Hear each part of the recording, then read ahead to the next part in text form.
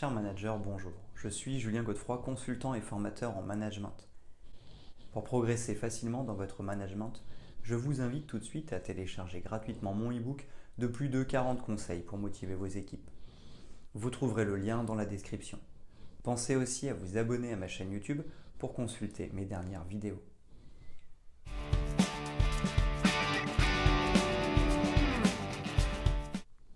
La méthode du reverse mentoring, utilisée dans le cadre de la transformation digitale, est une nouvelle façon de travailler qui ouvre de nouvelles perspectives. En effet, les méthodes de formation évoluent constamment. De la formation présentielle classique au coaching en passant par l'e-learning et les MOOC, le reverse mentoring est un moyen complémentaire pour se former. Mais cette méthode ne se limite pas à la transformation digitale.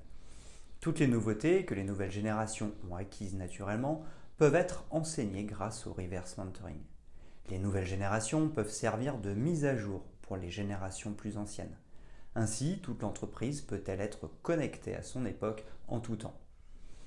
À l'heure de la digitalisation, des réseaux sociaux et du big data, certaines générations sont plus armées pour s'adapter. En effet, la génération baby boomer ou la génération X, qui aujourd'hui occupe les postes à forte responsabilité, ont des difficultés à maîtriser cette technologie. En revanche, la génération Y et la génération Z sont digital natives, natifs nés avec le digital, ou digital innate, innés, maîtrisant le digital dès la naissance. Pour elles, le digital est complètement intégré et elles l'utilisent au quotidien. D'où l'intérêt de cette nouvelle méthode de transmission du savoir.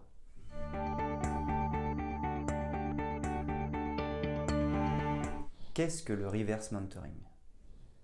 Les grandes entreprises ont déjà au sein de leurs effectifs toutes ces générations.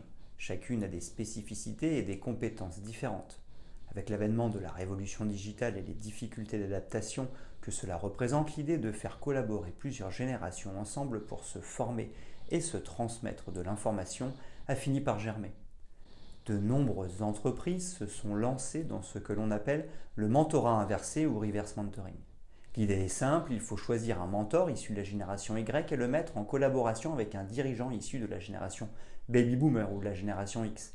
Ainsi, au lieu que ce soit un senior qui forme un jeune, c'est un jeune qui forme un senior sur le sujet du digital. Cette démarche est idéale pour la transformation digitale. Les entreprises peuvent mettre en place cet outil facilement et par elles-mêmes. Il y a beaucoup d'avantages à cela si nous en respectons les prérequis. Voyons en détail les tenants et aboutissants de cette démarche.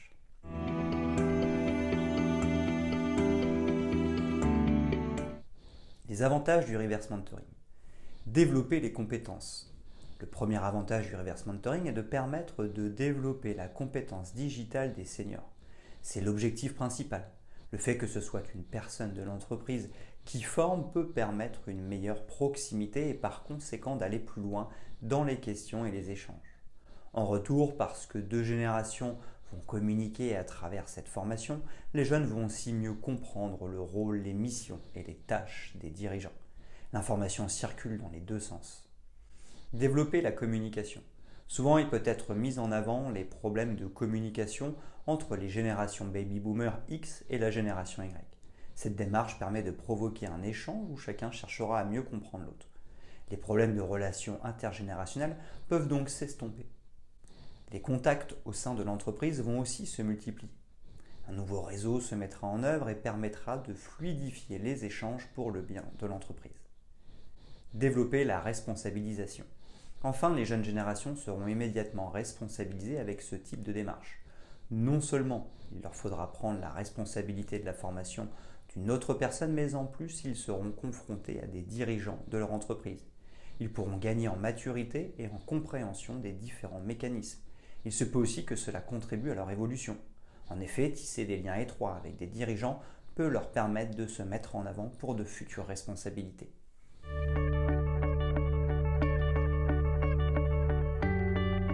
Les prérequis du reverse mentoring.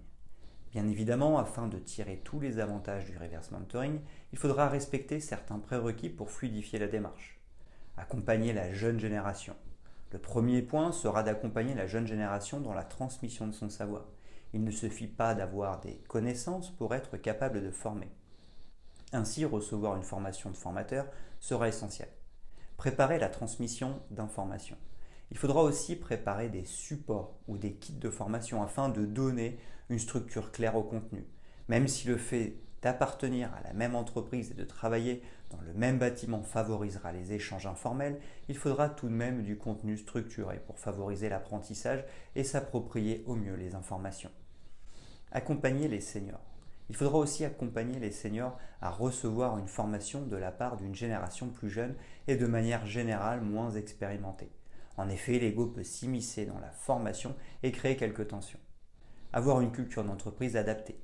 Pour cette raison, il faudra s'assurer que la culture de l'entreprise est en adéquation avec ce genre de pratique. Une culture d'entreprise trop rigide et pyramidale ne favorisera peut-être pas ce genre de méthode. Cependant, il n'est pas nécessaire d'avoir une entreprise complètement libérée ou agile pour mettre en place cette démarche. Une ouverture d'esprit à la nouveauté et l'envie d'apprendre sont généralement suffisantes pour accepter le reverse mentoring.